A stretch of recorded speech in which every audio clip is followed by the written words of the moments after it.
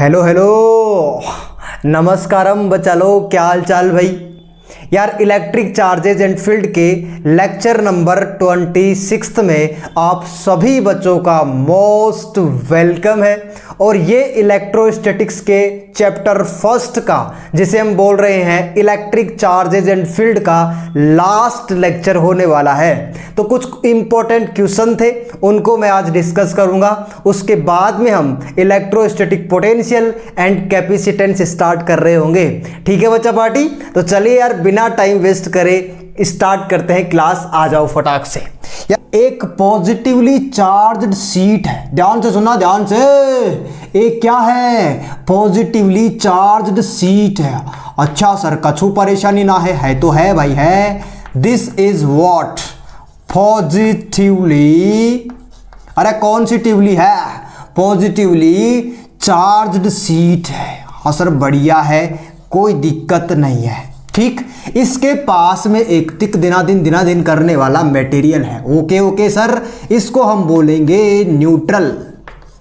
इसको क्या बोलेंगे? Neutral metallic. Neutral metallic particle रख दिया कोई।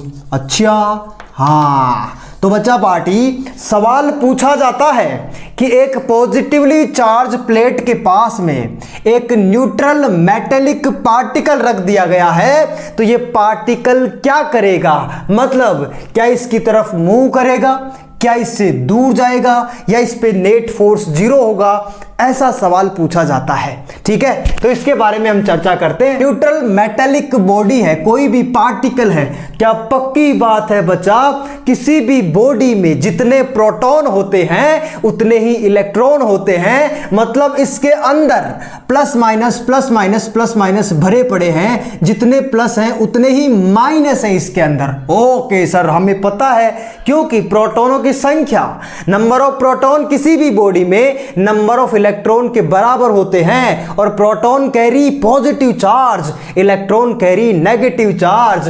होगा क्या बच्चा पता है? इंडक्शन की वजह से, ध्यान से सुनो ध्यान से, इंडक्शन की वजह से पॉजिटिव चार्ज की बेचैनी नेगेटिव चार्ज समझता है। तो पक्की बात है, इधर इच क्या आ जाएगा? अरे बाबू भैया सर, इधर आएगा नेगेटिव चार्ज। ओ हो, और इधर क्या हो जाएगा? सेपरेशन सर प्लस हो जाएगा। क्यों हुआ ऐसा? क्योंकि इंडक्शन की वजह से ऐसा हुआ है। ये किसकी वजह से हुआ है बच्चा बाटे? सर ये हुआ है इंडक्शन की वजह से। ओ भाई साहब, क्या बात कर रहे हो सर। अब सुन ध्यान से। This is what sir? Positive charge. This is what? Negative charge. Positive charge की बेचैनी नेगेटिव चार्ज समझता है। इधर एक फोर्स लगेगा, इधर एक फोर्स लगेगा, अट्रैक्शन का फोर्स लगेगा। अरे बाबू भैया, किसका फोर्स लगेगा? अट्रैक्शन का। सर न्यूट्रल मेटेलिक पार्टिकल जो भी है वो क्या करेगा पता है? ये अट्रैक्ट करेगा किसकी ओर? इस पॉजिटिवली चार्ज शीट की ओर। ओ भाई साहब, इसी बात को लिखना है बाबू भैया। अच्छा हाँ, आ जाओ जल्दी। न्यूट्रल, ध्यान से सुनना, neutral metallic particle will move toward positively charge sheet. Okay sir, कोई दिक्कत नहीं है, एकदम फील है।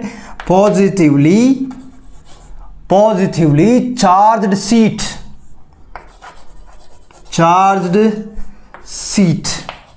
एकदम फील है, कोई दिक्कत नहीं है बच्चा पार्टी। हाँ सर, कोई दिक्कत नहीं है। अगर मैं तेरे से बोलूं कि यार ये पॉजिटिवली चार्ज शीट की जगह नेगेटिवली चार्ज शीट आ जाती तो? अरे सर ऐसे थोड़ी करते हैं, ऐसे ही सोचा करो तुम भी। एक सवाल जब करते हो ना, तो उसके क्या क्या वेरिएशन के सवाल बन सकते हैं, उसके जैसे कैसे कैसे सवाल बन सकते हैं, ये दिमाग में चलना चाहिए। चलाओ इसको, चलाओ। तो यहां पे पॉजिटिव चार्ज की जगह अगर नेगेटिव चार्ज आ जाता तो ये नेगेटिवली चार्ज शीट हो जाती। ओ भाई साहब, नेगेटिवली चार्ज्ड शीट हो जाती सर, बिल्कुल नेगेटिवली चार्ज शीट हो जाती। और इसी को न्यूट्रल मेटेलिक पार्टिकल को यहां पर रख देते। ये क्या है रे बाबू भैया? सर ये है न्यूट्रल न्यूट्रल मेटेलिक पार्टिकल। बढ़िया बढ़िया, कोई दिक्कत नहीं है सर, न्यूट्रल मेटेलिक पार्टिकल है, एक ही दम बात है। अरे यार पक्की बात है, अब की बार ये नेगेटिव है तो इसके पास क्या जाएगा, इंडक्शन की वजह से पॉजिटिव चार्ज, और इस पे क्या आएगा, नेगेटिव चार्ज। किसकी वजह से ये सेपरेशन हुआ है, इंडक्शन की वजह से हुआ है सर। गजब बात है। अब सुन ध्यान से, नेगेटिव चार्ज की बेचैनी वापस कौन समझ लेगा, पॉजिटिव चार्ज। तो क्या वापस से ये लाइन में लिख दूंगा कि neutral metallic body, neutral metallic particle या बॉडी एक ही बात है, काछू परेशानी नहीं। Neutral metallic particle will move toward negatively charged seat.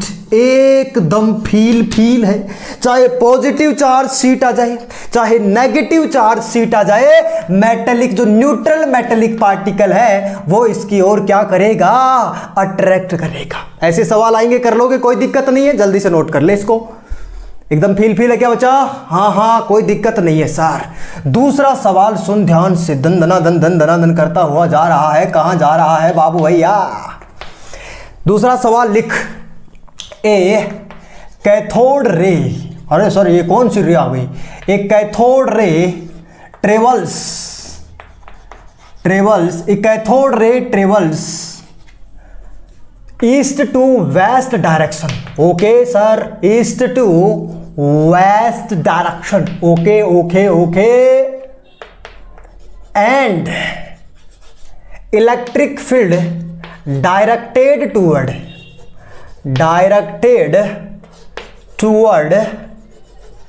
North to south direction. Okay sir, north to south direction. Okay चलो, ओके कोई दिक्कत नहीं। Then deflection of cathode ray will be, बताओ deflection of cathode ray will be, cathode ray का deflection किधर होगा। पहला option है ईस्ट में होगा, दूसरा ऑप्शन है नॉर्थ में होगा, तीसरा ऑप्शन है साउथ में होगा, और फोर्थ ऑप्शन है ईस्ट वेस्ट। कहां गया रे बाबू भैया, सर वेस्ट में होगा। फटाक से बता दे, फटाक से, इसमें कुछ भी नया नहीं है, बस मैं इतनी जानकारी इस क्वेश्चन के थ्रू देना चाहता हूं कि कैथोड रे नेगेटिवली चार्ज्ड होती है, बस। अब तो खुद ही कर लेगा सवाल को। यार जब भी डायरेक्शन की बात आती है, ध्यान से सुनना, कई बार मैं ये बात सिखा चुका हूं कि जब भी डायरेक्शन की बात आती है तो हॉस्पिटल का साइन बनाती है। क्या बनाती है, हॉस्पिटल का साइन। आख्या सर कोई दिक्कत नहीं है, यहां पे क्या है ईस्ट, ये कौन है वेस्ट, ये कौन है नॉर्थ, और ये कौन है साउथ। एकदम फील है बच्चा। हाँ सुन अब ध्यान से, cathode ray travels east to west direction, मतलब कैथोड रे कैसी जा रही है सर, ऐसे कैथोड रे जा रही है। मानता है इस बात को, हाँ। And electric field directed toward north to south, north से साउथ ऐसे इलेक्ट्रिक फील्ड बना रखा है। और this is what, this is nothing but cathode ray. और ध्यान से नोट करके इस बात को लिख लेना बच्चा पार्टे कि cathode ray is negatively charged particle,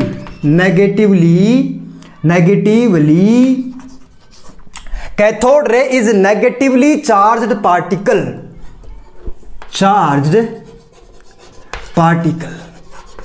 ठीक है सर, कोई दिक्कत नहीं है। अब मेरे को एक बात बता, सर पॉजिटिव चार्ज पे इलेक्ट्रिक फील्ड की डायरेक्शन में फोर्स लगता है, मैंने ही पढ़ाया है, पॉजिटिव चार्ज पे इलेक्ट्रिक फील्ड की डायरेक्शन में फोर्स लगता है, और नेगेटिव चार्ज पे इलेक्ट्रिक फील्ड के अपोजिट डायरेक्शन में फोर्स लगता है। तो बच्चा पार्टी नेगेटिव चार्ज है यहां पे, बिल्कुल sir, cathode ray negatively charge है। फोर्स किधर लगेगा सर, फोर्स लगेगा इलेक्ट्रिक फील्ड के अपोजिट डायरेक्शन में। इलेक्ट्रिक फील्ड कहां है सर, इलेक्ट्रिक फील्ड है नॉर्थ नॉर्थ से साउथ तो क्या पक्की बात है कि इसके अपोजिट डायरेक्शन में ऐसे ऐसे ऐसे नॉर्थ आएगा। हाँ, मतलब कैथोड रे नॉर्थ की तरफ डिफ्लेक्ट होंगी। तो आंसर क्या आएगा बच्चा बाटे? नॉर्थ। एक इस सवाल में वेरिएशन कैसे आता है, अगर एनोड रे होती तो क्या होता बेटा? एनोड रे होती है पॉजिटिवली चार्ज, ध्यान रखना। एनोड रे क्या होती है सर? एनोड रे होती है पॉजिटिवली चार्ज्ड पार्टिकल। पॉजिटिवली, अरे कॉन्सिटिवली है चार्ज पार्टिकल। नीचे दिख तो रहा है ना? एक मिनट चेक कर लेता हूं मैं। हाँ सर, कोई दिक्कत ही नहीं है। Positively charge particle. एनोड रे क्या होती है? Positively charge particle. Cathode ray क्या होती है? Negatively charge particle. याद कैसे रखेगा? याद रखने का जबरदस्त तरीका बताता हूं। ए से याद रखना एनोड, और ए से ही याद रखना एडिशन। एडिशन मतलब प्लस, प्लस मतलब पॉजिटिव। ओ भाई साहब, एनोड रे, एनोड ए आ रहा है ना? ए सर, ए क्या है? एडिशन याद रखेगा ए से, और ए से एडिशन, एडिशन से प्लस, और प्लस मतलब पॉजिटिव। ओ भाई साहब, गजब गजब बात करते हो सर। एनोड बोल sir positively charge particle, cathode ray negative charge particle. अच्छा हाँ, और अगर मैं एनोड रे को चला देता तो क्या होता सर? इलेक्ट्रिक फील्ड की डायरेक्शन में फोर्स लगता। क्यों? क्योंकि पॉजिटिव चार्ज पे इलेक्ट्रिक फील्ड की डायरेक्शन में फोर्स लगता है। तो क्या पक्की बात है कि साउथ आंसर आता? लेकिन इसका आंसर क्या आएगा? नॉर्थ। क्यों? क्योंकि कैथोड रे की बात करा है। एकदम फील है। ऐसे कुछ सवाल बच रहे थे यार इस चैप्टर में, इसलिए मैं सोचा कि मैं आपसे थोड़ा डिस्कस भी कर लूंगा। कैथोड रे एनोड रे का थोड़ा आइडिया भी लग जाएगा और क्वेश्चन भी सोल्व हो जाएगा। एकदम डन बात। तो फटाक से इसको नोट कर ले, उसके बाद में हम आगे बढ़ते हैं। जल्दी जल्दी नोट कर ले, जल्दी से, फटाक से। तो ठीक है बच्चा लोग, चलिए यार नेक्स्ट क्वेश्चन स्टार्ट करते हैं। आ जाओ। अगर मैं बात करूं क्वेश्चन की तो मेरे साथ साथ आप नोट करते रहना प्लीज। एन इलेक्ट्रॉन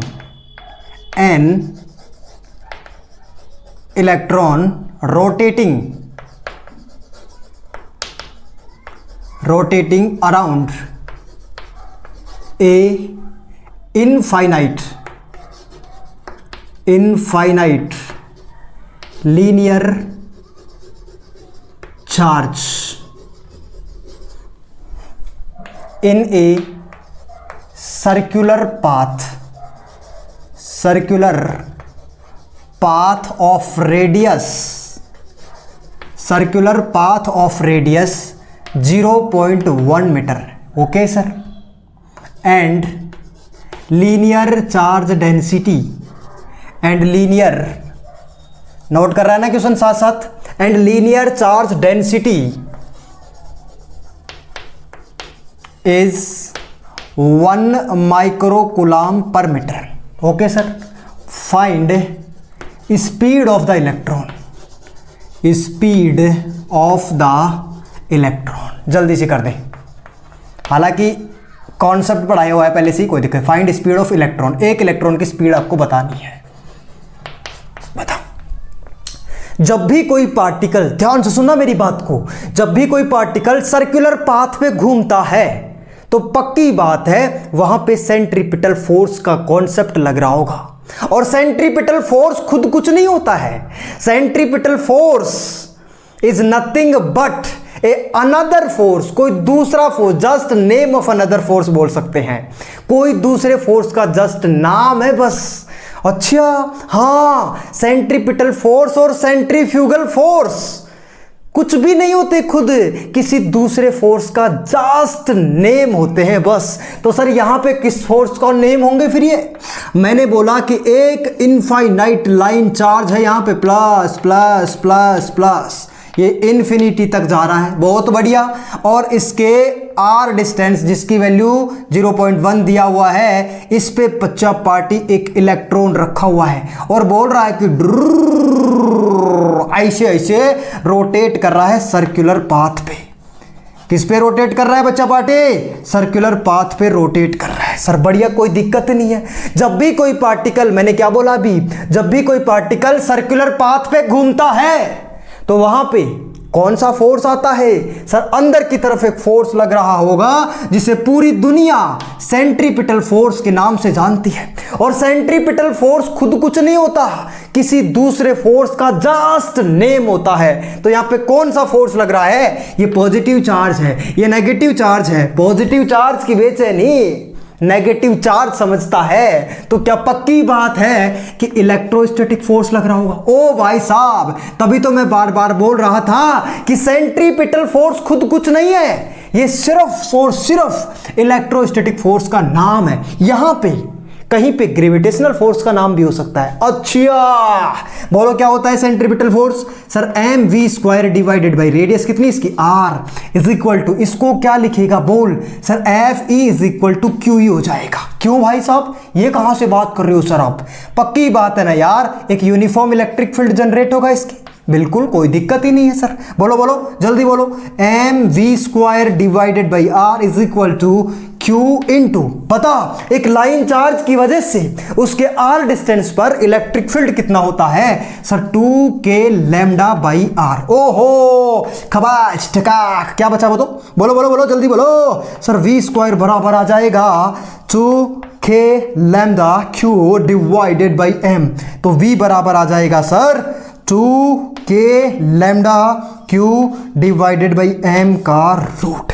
एकदम फील बात आ, कोई दिक्कत नहीं है सर। अरे सब पढ़ा रखा है सर, ये फॉर्मूला कहां से आ गया सर? अरे यार लीनियर चार्ज की वजह से r डिस्टेंस पे इलेक्ट्रिक फील्ड का क्या फॉर्मूला होता है? यही तो होता है सर। यही फॉर्मूला क्यों लगाए सर? क्वेश्चन में इंफॉर्मेशन क्या दिया है अच्छे से पढ़ ले। लीनियर चार्ज डेंसिटी दिया है तो लीनियर चार्ज डेंसिटी वाला ही फॉर्मूला अप्लाई करेगा। हाँ अब की बार समझ में आ गई सर बात, तो लिख जल्दी से। 2 इंटू के की वैल्यू बोल 9 into 10 to the power 9 into lambda बोल sir 1 into 10 to the power, micro है ना, माइक्रो है, micro 10 to the power minus का 6 इंटू आगे क्या है चार्ज बोल इलेक्ट्रॉन पे 1.6 into 10 to the power minus 19 divided by mass बोल इलेक्ट्रॉन का 9.1 into 10 to the power minus 31 ड्रिन ड्रिन टकाक, एकदम फील। हाँ पॉइंट हटा, ऊपर से पॉइंट हटाते हैं तो नीचे जीरो लगाते हैं। अच्छा हाँ अब सोल्व कर सर। खवाच टकाक ऐसे कैसे कर दिए सर? अप्रोक्सीमेशन ले रहा हूँ, आंसर भी आ जाएगा, ध्यान से सुनना सर। यहाँ पे 2 है और यहाँ पे पॉइंट हट गया, तो क्या पक्की बात है बेटा ये 16 है? हाँ 16 रूट को बाहर क्या आ जाएगा सर? 4 आ जाएगा। ये रूट में क्या बचेगा? रूट का 2। अब 10 की पावर का एनालिसिस करते हैं, करो तो। इनटू लिखेगा 10 टू दी पावर, यहां पे कितनी है सर? 9, यहां पे कितनी है? माइनस का 6, यहां पे कितनी है? माइनस का 19। ओ भाई साहब, और यहां पे ऊपर जाएगी तो माइनस 31 है और एक ये है तो 30 ही तो बचेगी, तो ऊपर जाके प्लस 30 हो जाएगी। एकदम फील है। और इसका का लगाना पड़ेगा सर? रूट। ये कौन सी कैलकुलेशन करते हो सर आप? दोबारा सुन, यहां पे लिखते हैं 4√2। अरे क्या चल रहा है? ये वेलोसिटी के बराबर चल रहा है सर। बोल सर 10 टू दी पावर आ गई सर, यहां से माइनस कर, माइनस 10 बचा, माइनस 16 हो गए 30, तो पक्की बात है यार ये बचेगा भैया 14 बचेगा। सही बोल रहा हूं ना? अरे 10 बचेगा, माइनस 16 और प्लस का 30, कितना बचा? 14 ही तो बचा। इसका कहा लेगा रूट। अच्छा 4√2 into 10 to the power 40। Root का क्या मतलब होता है सर? रूट का मतलब होता है पावर हाफ। रूट का क्या मतलब होता है? Power half. कबाच टकाक, क्या बचा? 4√2 into 10 to the power 7। Oh my god, क्या है ये? मीटर पर second is your correct answer. बचा पार्ट ए। डंडन डंडन, एकदम फील आ गया। कैलकुलेशन की कुछ टेक्निक समझ में आई सर। यहां से 9 को कैसे कैंसिल कर दिया आप? अप्रोक्सीमेशन ले सकते हैं, आंसर भी आ जाएगा, कोई दिक्कत नहीं है। एकदम डन बात। हाँ सर कोई दिक्कत नहीं, फटाक से नोट कर, फटाक से नोट कर, फटाक से।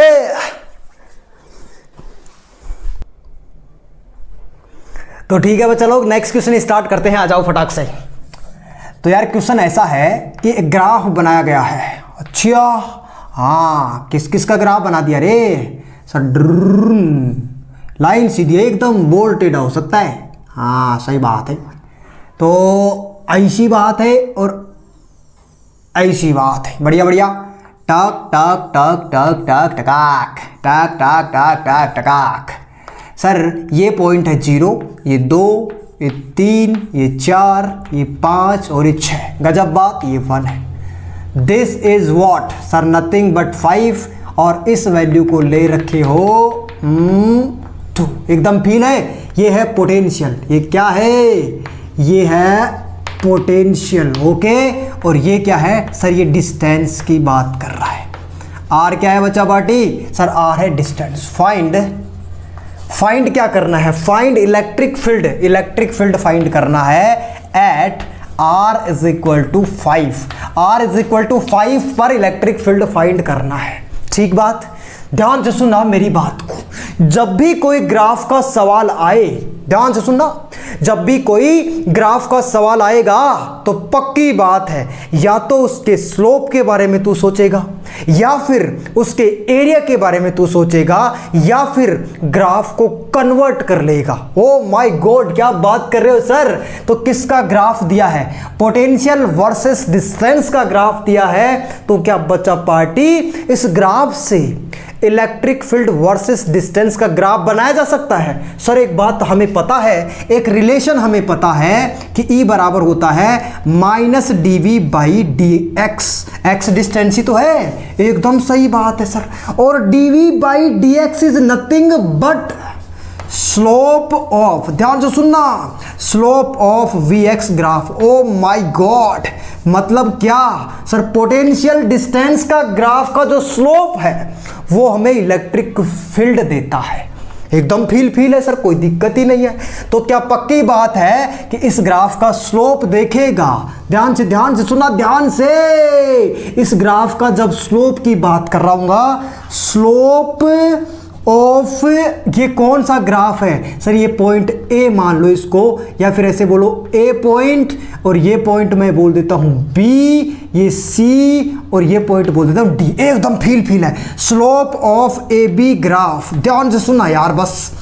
Slope of A B graph, A B graph का स्लोप बताओ। सर बता दें, क्या दिक्कत है? इस ग्राफ की बात कर रहा है। हाँ, कैसे लिखेगा स्लोप? बता, बोल। सर स्लोप होता है y में चेंज, dv बटा dr। O my God, y में कितना चेंज है? सर ये 0 से स्टार्ट हुआ है, 5 तक जा रहा है, तो चेंज कितना है? 5 ही तो है। तो यहाँ पे क्या लिखेगा? 5 डिवाइडेड बाई, ये डिस्टेंस कितनी है? b तक ले रहा है सिर्फ, ये डिस्टेंस कितनी है? 2। कितना आ गया बच्चा? सर 2.5 आ गया। एकदम फील है। और ध्यान से सुनना मेरी बात को। इस स्लोप, इस ग्राफ के हर पॉइंट पर स्लोप कांस्टेंट रहता है। ये पढ़ाया था मैं जब ग्राफ पढ़ाया था। ग्राफ के हर पॉइंट पे, स्ट्रेट लाइन की ग्राफ के हर पॉइंट पे स्लोप कांस्टेंट रहता है। तो अगर मैं डिजाइन करूं दोबारा से इस क्वेश्चन को, जो कि ग्राफ में कन्वर्ट करना चाहता हूं इलेक्ट्रिक फील्ड वर्सेस आर का, पक्की बात है ना बच्चा? तो क्या करूंगा बताना मुझे अच्छे से। सर स्लोप, किसका स्लोप? सर स्लोप आया है ए बी ग्राफ का, लेकिन इलेक्ट्रिक फील्ड के लिए क्या करेगा बच्चा? -dV बाई dr करेगा ना। तो माइनस फॉर्मूले का माइनस कहाँ जाएगा? तो माइनस का 2.5 आएगा। एकदम फील है। ये किसके लिए आया है? ए बी ग्राफ के लिए आया है। एकदम डन। मतलब ऐसा कोई, ये इलेक्ट्रिक फील्ड की वैल्यू -2.5 होगी, तो यहीं पे तो -2.5 होगी इलेक्ट्रिक फील्ड की वैल्यू, और कांस्टेंट रहेगी कहां तक? 2 तक। तो ये ले कांस्टेंट बना दिया, drawn drawn drawn drawn drawn, और ये कहां तक रहेगी? टैक टैक टैक टकाक। ये वैल्यू कितनी है? 2। एकदम फील आ गया क्या? बहुत बढ़िया सर। अब सुन ध्यान से, स्लोप ऑफ बीसी ग्राफ, ध्यान से सुन बस। Slope of BC graph, slope of BC graph, BC graph का स्लोप कितना है? सर रेखा क्या कर रही है? याद है कि नहीं है? बेसिक मैथ में पढ़ाया था। रेखा लेट रही है। रेखा क्या कर रही है? लेट रही है। सर कैसे? देखो, पॉजिटिव एक्स एक्स के साथ एंगल देखते हैं। तो पॉजिटिव एक्स एक्स के साथ ये ऐसी लाइन है, ये पॉजिटिव एक्सेस, दोनों लाइन के बीच में कोई एंगल है? नहीं सर, 0 एंगल है। 2 लाइन मिलती है तब एंगल बनता है। पैरेलल लाइनों को कहीं का एंगल पे तो एंगल कितना है, जीरो एंगल, और tan जीरो कितना होता है, जीरो, और स्लोप भी तो tan थीटा होता है, तो पक्की बात है स्लोप कितना है, जीरो। मतलब इलेक्ट्रिक फील्ड की वैल्यू कितनी होगी सर, E बराबर minus dv by D R. dv by D R क्या है सर, स्लोप है जो कितना है, जीरो। तो क्या पक्की बात है कि इलेक्ट्रिक फील्ड भी जीरो आएगा, यहां से यहां तक ऐसे बना ले एकदम फील, कहां तक आएगा ये जीरो, 4 वैल्यू तक। बढ़िया बात सर, कोई दिक्कत नहीं है। अब सुन ध्यान से, इस ग्राफ की बात करते हैं, इसका स्लोप निकालो। स्लोप ऑफ, ध्यान से सुनना, स्लोप ऑफ, ये कौन सा ग्राफ है, CD graph. Slope of CD graph, क्या पक्की बात है बच्चा इस ग्राफ का स्लोप नेगेटिव होगा। देखो बेसिक मैथ इतनी आनी चाहिए यार, स्लोप निकालना तो आना चाहिए। इस ग्राफ का स्लोप क्या होगा सर, इस ग्राफ का स्लोप होगा नेगेटिव। पता है ना, रेखा लेटी रहती है तो स्लोप जीरो होता है, जैसे जैसे खड़ी होती है तो स्लोप क्या होता है, इन्फिनिटी। 0 से 90 डिग्री के बीच में स्लोप होता है पॉजिटिव, और 90 डिग्री पे इन्फिनिटी हो जाता है, हाँ tan 90 क्या होता है, इन्फिनिटी, और 90 से ज़्यादा एंगल पे स्लोप नेगेटिव होता है। और एंगल हमेशा पॉजिटिव एक्स एक्सिस से लेते हैं और एंटी क्लॉकवाइज मेजर करते हैं, सब लिखवा रखा है। तो ये थीटा 90 से ज़्यादा ही तो है, हो सर सही बात है। तो इसका जो स्लोप होगा वो नेगेटिव आएगा।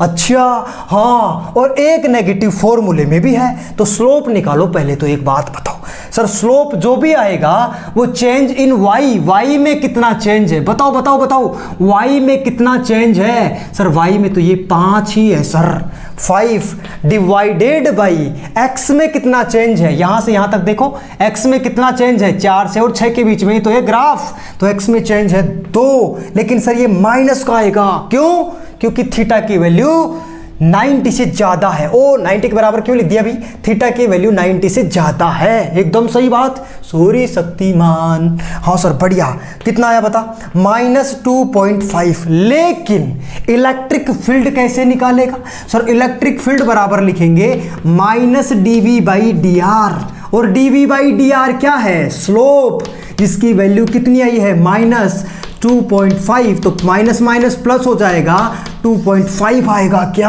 हाँ सर गजब बात है। 2.5 का क्या मतलब है सर, यहाँ पे आया होगा कहीं, टैक टैक टैक टैक, यहाँ पे आ गया, 6 तक की बात कर रहा है, ये वैल्यू कितनी है 2.5, एकदम फील आ गया।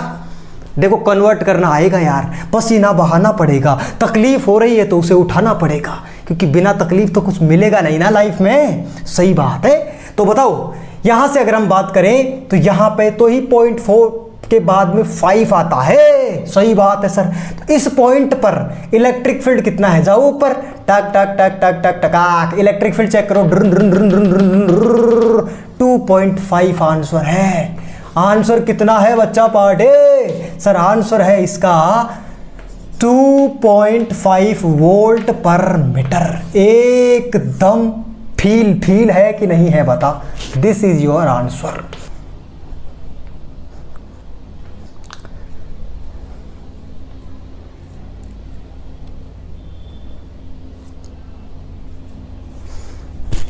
तो ठीक है बच्चा पार्टी यार, अब हम एक छोटे से कॉन्सेप्ट की ओर बात करेंगे, उसके बाद में क्लास एंड कर देंगे, ठीक है। तो कूलॉम्स फोर्स निकालने का एक छोटा सा कॉन्सेप्ट रह रहा है, उसके मैं डिस्कस कर लेता हूं उसको। फाइंड, क्वेश्चन नोट करो फटाक से, find coulomb force between two charges, okay sir, if a dielectric, sorry एक और चीज है, if a dielectric is partially, ध्यान से सुन लेना, if a dielectric is partially filled between both charges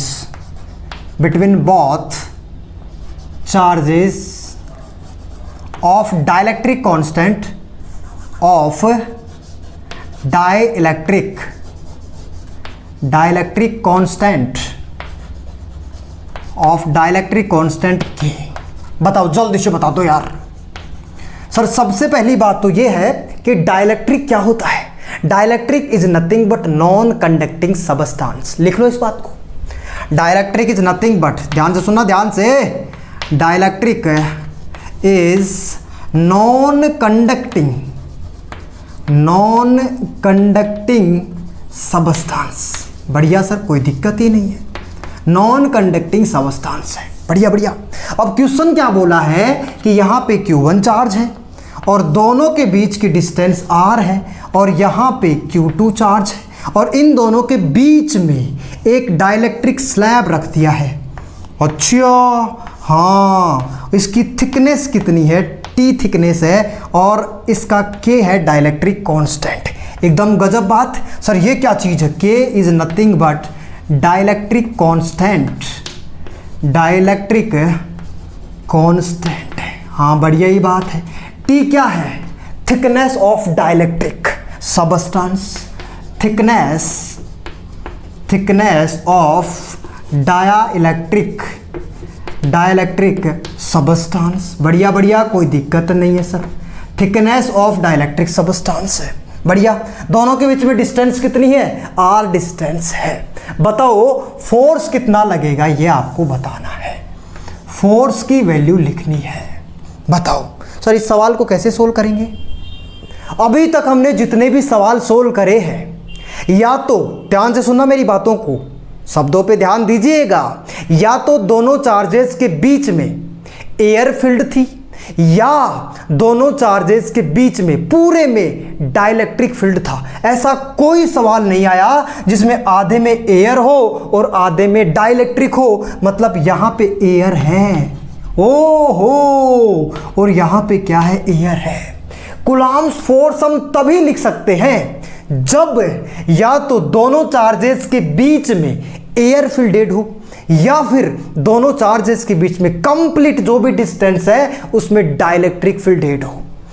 तो सर अब क्या करेंगे, फंस गई जनता अब तो। हाँ, एक डाइलेक्ट्रिक स्लैब प्लेस्ड कर दिया बीच में और उसकी वजह से फोर्स कितना होगा वो पूछा है। ध्यान से सुनना मेरी बात। अगर एयर फील्डेड होती तो आंसर कितना लिखता sir, 1/4 pi epsilon not Q1 Q2 divided by R square. ये किसके लिए आता, एयर के लिए। एकदम सही बात है सर, अगर एयर फील्डेड होती तो यही तो आंसर आता। हाँ सर बिल्कुल कोई दिक्कत नहीं है, लेकिन बचा पार्टी पूरे में एयर तो फील्डेड नहीं है। ध्यान से सुना ध्यान से, जो फोर्स इस डाइलेक्ट्रिक स्लैब के रखने से, जैसे मैं ये समझाने की कोशिश कर रहा हूं कि जैसे मान लो ये डाइलेक्ट्रिक स्लैब है, ठीक है सर, और यहां पे एक चार्ज Q1 रख दिया और यहां पे एक चार्ज Q2 रख दिया। इसकी थिकनेस कितनी है, T। लेकिन इसमें हम फोर्स लिख ही नहीं पाते, क्यों, क्योंकि इसे हम एयर से रिप्लेस करना पड़ेगा। क्यों, क्योंकि पूरे में एयर फील्डेड होनी चाहिए तभी हम फोर्स लिख सकते हैं। मतलब ये कह रहा हूं मैं कि इन दोनों के बीच में जो भी फोर्स लगेगा डाइलेक्ट्रिक के अंदर, अगर मैं उसको एयर की स्लैब से रिप्लेस कर दूं तो सर उसकी थिकनेस कितनी लेनी पड़ेगी ताकि दोनों में फोर्स बराबर लगे। ध्यान से सुनना इस बात को। मान लो यहां चार्ज कितना है Q1 और यहां चार्ज कितना है Q2। This is what, air slab, this is what, dielectric slab. ओ भाई साहब, सर एक बात तो पक्की पता है, डाइलेक्ट्रिक स्लैब को हटाना पड़ेगा। क्यों, क्योंकि डाइलेक्ट्रिक स्लैब के रहते हुए हम दो चार्जेस के बीच में फोर्स नहीं लिख सकते। क्यों, क्योंकि साइड में एयर है। तो या तो पूरे में एयर हो या पूरे में डाइलेक्ट्रिक हो। तो क्या मैं, ध्यान से सुनना, तो क्या मैं डाइलेक्ट्रिक स्लैब को हटा करके एक एयर स्लैब बना सकता हूं। सर ऐसे ही कैसे बना दोगे, ऐसे थोड़ी बना दोगे। देख ध्यान से सुनना, अगर डाइलेक्ट्रिक स्लैब की थिकनेस T है, अगर डाइलेक्ट्रिक स्लैब की थिकनेस T है तो एयर स्लैब की थिकनेस कितनी लूं कि जो डाइलेक्ट्रिक में फोर्स लग रहा है वो कि वो एयर स्लैब में लग जाए। भाई साहब ये बहुत काम की बात बोल रहा हूं, दोबारा बोल रहा हूं। अगर डाइलेक्ट्रिक स्लैब की थिकनेस T है तो एयर स्लैब की थिकनेस कितनी लूं कि जो फोर्स डाइलेक्ट्रिक की वजह से लग रहा था दो चार्जेस के बीच में, उतना ही फोर्स एयर स्लैब की वजह से लग जाए और उससे क्या हो जाएगा, फिर पूरे में एयर आ जाएगा। ओ भाई साहब, और पूरे में एयर आ जाएगा तो फोर्स लिखने में कोई दिक्कत ही नहीं आएगी, एकदम फील है सर। अब की बार तो ध्यान से सुनना, इन दोनों के बीच में फोर्स कितना लिखेगा, बता बता जल्दी बता सर। इन दोनों के बीच में फोर्स लिखेंगे 1/4 पाई। ये तो मीडियम है, डाइलेक्ट्रिक स्लैब है जिसका डाइलेक्ट्रिक कांस्टेंट कितना है, epsilon not epsilon R Q1 Q2 divided by T square. एकदम फील है, जितना फोर्स इन दोनों चार्जेस की वजह से लग रहा है उतना ही फोर्स यहां पे लगेगा। तो क्या लिखेगा 1/4 पाई, ये क्या है एयर, एयर में फोर्स कितना लगता है 1/4 pi epsilon not Q1 Q2 divided by thickness कितनी लूं सर, टी डैश ले लो। तो टी डैश निकाल ले बस। टी डैश निकालने से क्या हो जाएगा सर, डाइलेक्ट्रिक स्लैब रिप्लेस हो जाएगी किसमें, एयर स्लैब में। और जब यहां पे एयर आ जाएगी तो फोर्स लिखने में कोई दिक्कत ही नहीं आएगी, एकदम फील है सर। खबाच ठकाक ठकाक खबाच, क्या बच गया 1/t square ER is equal to 1/t dash का स्क्वायर। टी डैश का square is equal to ER into T square. एकदम फील है। तो टी डैश बराबर क्या आ गया सर, टी और अंडर रूट में ER। क्या ER डाइलेक्ट्रिक कांस्टेंट होता है, हाँ उसको सवाल में K दिया है तो इसको K से लिख सकते हैं। अरे सर इतनी तकलीफ काहे उठा रहे हो, दोबारा सुन ध्यान से। जब तक डाइलेक्ट्रिक स्लैब रहेगी तब तक हम फोर्स नहीं लिख सकते। डाइलेक्ट्रिक स्लैब की थिकनेस कितनी है, डाइलेक्ट्रिक स्लैब की थिकनेस T है। अगर मैं इसी स्लैब को एयर स्लैब में कन्वर्ट करना चाहूं, लेकिन फोर्स तो उतना ही रहना चाहिए सर, तो एयर स्लैब की थिकनेस कितनी लूं सर, T डैश थिकनेस ले लूं। ओके ओके, एकदम फील है।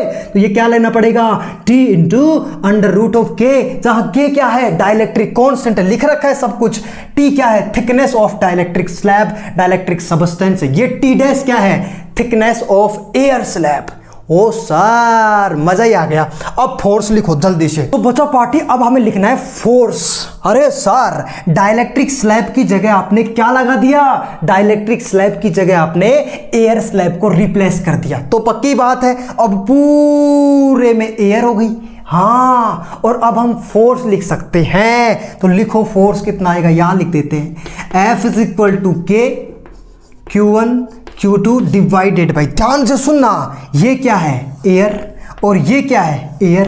तो एयर कितनी डिस्टेंस में है सर, टोटल डिस्टेंस R है, हाँ टोटल डिस्टेंस R है, उसमें से T माइनस कर दो तो बाकी एयर की डिस्टेंस बच गई। ध्यान से सुनना यार, टोटल डिस्टेंस कितनी है R, उसमें से T माइनस कर दो तो क्या पूरी एयर की डिस्टेंस बच गई। ओ माय गॉड, तो सर क्या लिखेंगे R माइनस T। एकदम फील है। प्लस सर इसके बारे में क्या कहना है, ध्यान से सुनना बेटा मजा आ जाएगा। सर इसके बारे में क्या कहना है, सर ये होता ना तो हम फोर्स ही नहीं लिख पाते, इसको तो हमने रिप्लेस किया है किससे, एयर स्लैब से, जिसकी थिकनेस कितनी है T डैश, और T डैश की वैल्यू कितनी है सर, T डैश की वैल्यू है T√K। O my God, sir यहां पे क्या लिखोगे T√K, और क्या लिखता है K Q1 Q2 divided by R square लिखते हैं ना। मजा ही आ गया, एकदम फील है, कोई दिक्कत नहीं है। ये फॉर्मूला बन गया एकदम DMS वाला, दिमाग में सेट होना चाहिए। F is equal to K Q1 Q2 divided by R minus T, जहां पे T क्या है लिख लेना इस बात को, ये थिकनेस है किसकी, डाइलेक्ट्रिक स्लैब की। बढ़िया सर, और ये T है इंटू K क्या है, K सर K है डाइलेक्ट्रिक कांस्टेंट, इसका स्क्वायर कर दिया। ये फॉर्मूला आ गया फोर्स का, कब, जब पार्शियली डाइलेक्ट्रिक फील्ड हो। तो इसको DMS करना, दिमाग में सेट करना एकदम। दोबारा सुन 2 मिनट। सर जब भी हम फोर्स लिखेंगे या तो अंदर एयर भरी होनी चाहिए या पूरे में डाइलेक्ट्रिक भरा होना चाहिए। सर आधे में डाइलेक्ट्रिक आ गया आधे में एयर आ गई, नहीं चलेगा। तो क्या करेगा सर, एयर की तो जगह है, कोई दिक्कत नहीं। एयर कितने दूर में एयर है, कितनी डिस्टेंस में एयर है सर, एयर है T माइनस कर दो R में से तो एयर ही तो बचेगी, हाँ। तो R माइनस T में ये क्या है एयर।